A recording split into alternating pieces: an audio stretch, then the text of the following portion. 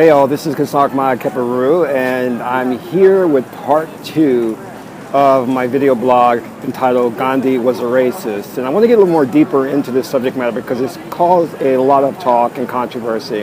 And I really didn't intend for that to happen. I just wanted to spread the truth about Gandhi's views and philosophies.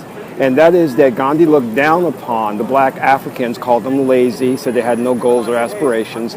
And Gandhi was doing this to play one group against the other. He was fighting for the rights of the Indian people against British subjugation, but in doing so, he used blacks and he aligned himself with the racist mentality that that blacks were inferior, so he can gain advantage and kind of rally the Indian people against black and support to him.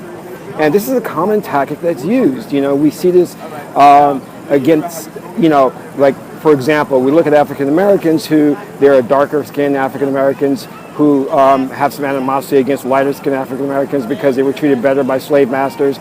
We have the Korean and Japanese and Chinese who there is some rift between them. We have rift between Dominicans and Puerto Ricans, and you'll see this happen all the time. And this is playing the race card. This is what is basically about tribalism. It's putting your faction higher above all others. And we have to stop this. We have to end this type of mentality of where we're looking at the race totem pole and saying, well, who's higher on that totem pole?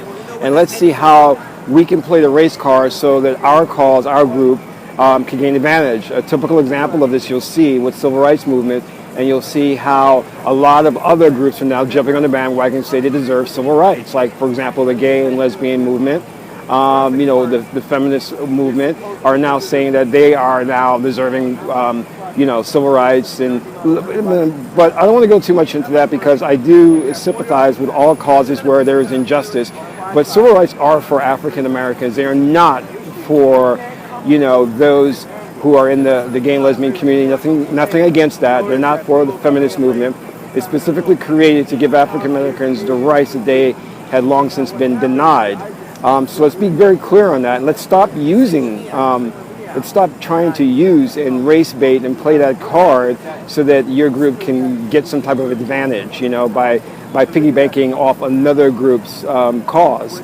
And another thing I want to express to you is that we are very powerful beings. We have the same power, not in quantity, but in quality as God, the creator of all the universes and all the dimensions.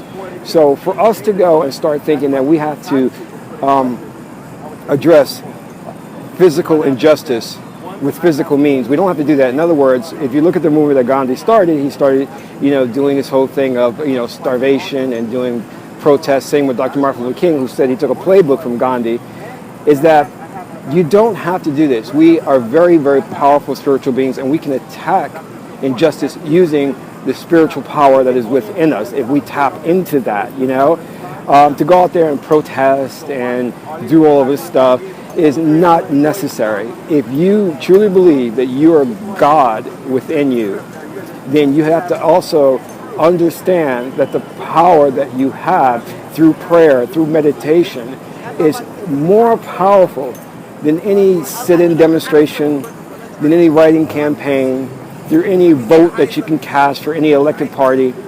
Think about that. That's what we have to start looking at and tuning into. They've done studies already when they've shown that the masses of people who sit and do prayer change the physical world and reality around them. Keep that in mind. So this is my follow-up to the Gandhi video blog I did earlier about Gandhi using tribalism to gain advantage for his cause, which exactly he did. There was no reason whatsoever for him to cast aspersions against those Africans and calling them lazy and shiftless and had no goals. There's no reason for him to do that, but other than to try and gain advantage for his particular cause. And we have to look at this as a lesson that we have to stop doing this, and start tuning into the power that's within us to make cause and change, or to change what we want to our advantage. This is Mahatma Gandhi for New World Dimensions, and that's all for now.